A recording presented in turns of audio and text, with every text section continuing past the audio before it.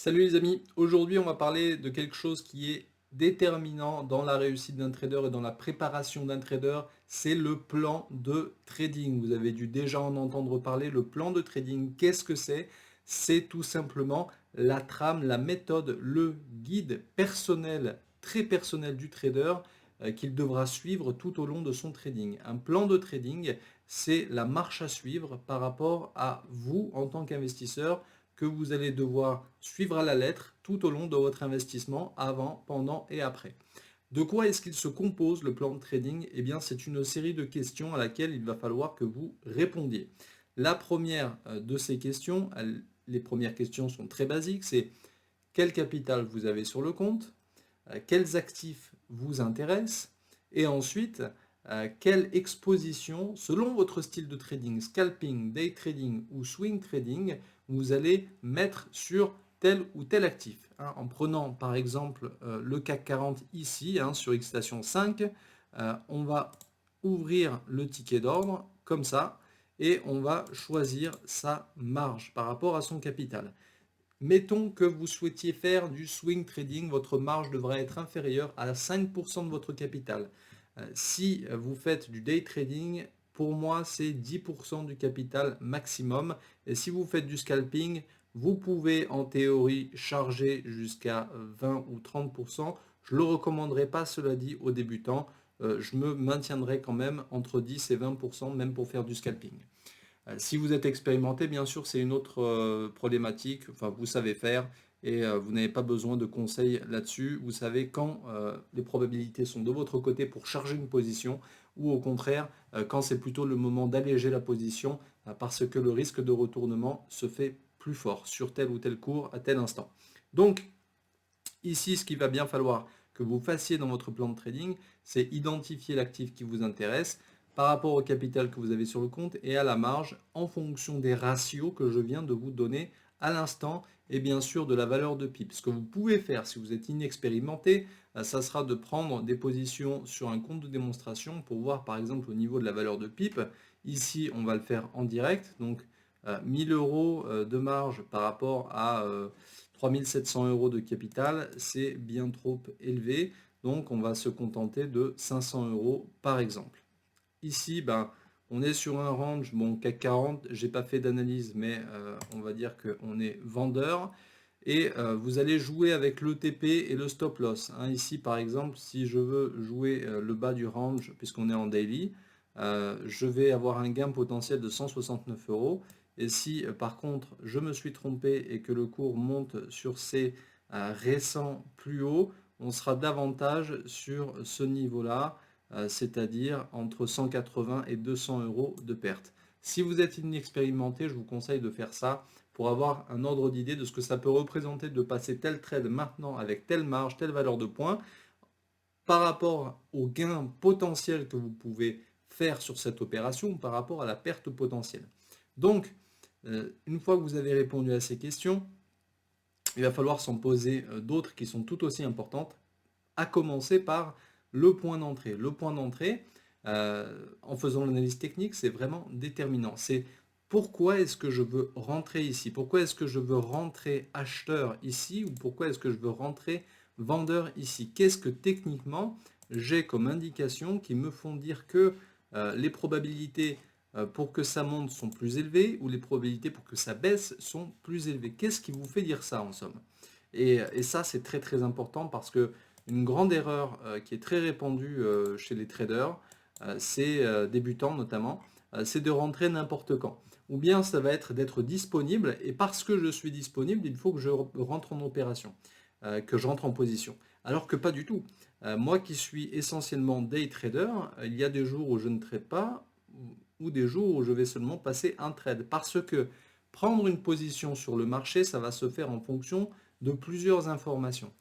Déjà, si vous avez identifié une figure technique, ça c'est très important parce que ici, par exemple, dans le cadre d'un range, eh bien, vous allez, si vous rentrez au milieu du range, typiquement c'est ce que je viens de faire et qu'il ne faut pas faire, il n'y a aucune probabilité spécialement d'un côté ou de l'autre si on est au milieu du range. Ce qu'il faut faire, c'est soit attendre le haut du range pour le vendre, hein, on va shorter à ce niveau-là, par exemple, ce qui a donné un bon résultat puisqu'on est revenu sur le bas du canal, où on va acheter sur le bas du canal, typiquement ici, où une fois qu'on a atteint le même niveau, ici on a quand même atteint à peu près la même zone. Bon, on pourrait tracer un autre support intermédiaire ici, hein, qui nous montre que il y avait des chances pour que ça se retourne. Mais si vous rentrez au milieu, grosso modo, vous tradez au hasard. Et ça, ça va donner des résultats catastrophiques. Donc, trader dans la tendance, c'est très important. S'il y a un range, shorter le haut du range, la borne supérieure, ou acheter la borne inférieure du range, comme je viens de vous montrer. Pourquoi donc, si je choisis d'acheter le CAC 40 ou n'importe quel autre actif, je décide de rentrer maintenant, précisément, à cet endroit-là? Posez-vous cette question, si vous y répondez et que vous avez vraiment des arguments, il n'y a pas de problème. Si en revanche, vous ne savez pas répondre à la question, ou c'est parce que j'ai envie, parce que je le sens bien, ou parce que dans 5 minutes il faut que j'y aille, vous êtes foutu. Vous allez faire n'importe quoi, et bien souvent, 9 fois sur 10, ça va se solder par une perte. Donc, absolument savoir pourquoi on rentre ici. Et une fois qu'on sait où est-ce qu'on veut rentrer et pourquoi on veut rentrer là, il faut se dire où est-ce qu'on peut sortir. Typiquement, ici, je sais que je veux shorter à cet endroit-là quand on avait atteint le haut du range, parce qu'il y a une forte probabilité pour que le cours rejoigne le bas du range. C'est exactement ce qui s'est passé sur le CAC 40. Mais au moment où vous allez passer cette opération, vous ne savez pas ce qui va se passer. Donc, envisagez, c'est mon deuxième conseil, tous les scénarios possibles. Une fois que vous avez identifié votre point d'entrée, qu'est-ce qui peut se passer derrière? Alors ok, je vais shorter avec 0 de lot le CAC 40 ici. Soit, du coup, premier scénario, le cours descend et du coup, je suis bon. Hein, je vais être gagnant sur mon trade. Voilà, ça descend, on est bon. Soit, qu'est-ce qui peut se passer aussi? Malheureusement, je peux me tromper. Et à ce moment-là, on va avoir un décrochage du DAX par le haut, du CAC 40 par le haut, et je vais commencer à perdre. Et là, il faut fixer votre stop loss en conséquence. Et surtout, il faut accepter d'avoir tort. Si on est sur une sortie de range, on va de nouveau rentrer, les probabilités sont très élevées, sur une nouvelle tendance. Cassée par le haut, tendance haussière, cassée par le bas, tendance baissière. Donc acceptez d'avoir tort et fixez-vous à l'avance les seuils de perte maximum autorisés par rapport à votre capital et aussi à la taille de position. Faites-le et vous n'aurez jamais de problème, ça fait partie du plan de trading. Quel est mon point d'entrée? Pourquoi est-ce que je choisis ce point d'entrée? Scénario A, je gagne, je fixe mon TP, ou pourquoi est-ce que je fixe mon TP ici, hein? Parce que c'est le bas du range par exemple, parce qu'on est sur un niveau de support et que je suis vendeur, parce qu'on est sur un niveau de résistance et que je suis acheteur. Vous répondez aux questions et vous n'aurez pas de problème. Ensuite, qu'est-ce qui se passe si j'ai tort? Autre question, jusqu'où je suis prêt à tolérer la perte? Où est-ce que c'est raisonnable de pouvoir fixer son stop loss? Typiquement, si on est sur une sortie de range, eh bien au-dessus du range, je sais que si ça clôture largement au-dessus, largement en dessous, c'est fini. Je suis dans le mauvais sens, on va partir sur une tendance qui est contraire à celle que moi j'avais analysée, il faut que je l'accepte, je coupe, j'encaisse ma perte, je l'accepte, et peut-être qu'après, du coup, une fois que l'autre tendance s'est bien dessinée, je peux rentrer de nouveau dans la tendance. N'oubliez pas que trader dans la tendance, ça donne de bien meilleurs résultats que de voir des retournements partout. Hein, ça, c'est une autre erreur de débutant, c'est de voir des retournements là où il n'y en a pas, ou parce que le RSI est au-dessus des 70, de shorter. Non, il ne faut pas shorter tout de suite. Il faut regarder les graphiques, regarder les bougies, attendre que le RSI revienne sur la zone des 70 à l'intérieur de la zone 70-30. Et si techniquement, visuellement, vous l'identifiez, là c'est bon, effectivement, ça nous donne un signal short. Autrement, vous l'avez peut-être vu, on peut se faire trahir par n'importe quoi dans le trading. Donc c'est pour ça, trader dans la tendance donne de bien meilleurs résultats que d'anticiper des retournements. Un retournement qui se fait plus tardivement que ce que vous pensez, eh bien, ça peut vous coûter très cher, voire vous faire tout perdre, ne l'oubliez pas.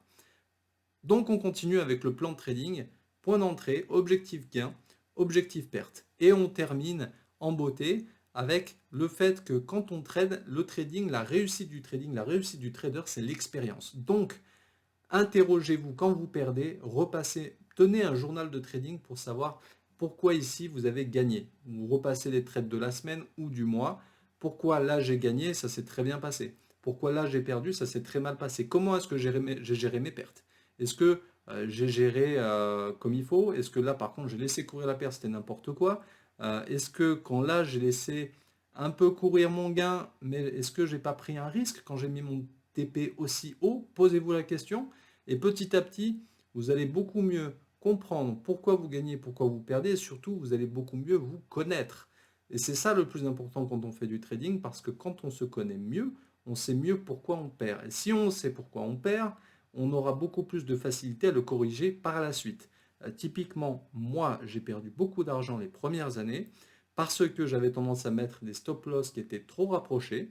Ils étaient mal placés parce que je faisais très très peu d'analyse technique et très peu d'analyse de graphique et aussi parce que je voulais trop souvent anticiper des retournements. Et ça, c'est des choses qui sont très fréquentes. Après, il peut y avoir d'autres raisons, mais elles sont très répandues. Et le fait de tenir votre plan de trading et d'avoir à l'avance, avant de trader, les réponses à toutes ces questions, ça va vous sécuriser et surtout, psychologiquement, ça va vous stabiliser. Dans le sens où, à partir du moment où devant l'écran, vous allez avoir un doute, vous ne laissez pas la place au doute, vous repensez à votre plan de trading qui normalement doit être écrit ou connu par cœur, mais c'est plus facile si c'est écrit devant vous. Et à ce moment-là, vous vous dites, attends, moi je sais que je fonctionne comme ça. J'ai tendance à avoir peur, j'ai tendance à avoir de l'espoir, j'ai tendance à, dès que je gagne, à m'emballer et à vouloir charger la position. Et le fait de vous le dire petit à petit, vous allez vous corriger. Ça prendra peut-être des semaines, on est tous différents à ce niveau-là, ça prendra peut-être des mois, voire des années, mais vous allez vous corriger et vous allez arrêter de le faire. Et plus vous arrêterez de le faire, plus, eh bien évidemment, vous allez diminuer vos pertes et par vase communicant, augmenter les gains. Et c'est comme ça qu'on devient un trader.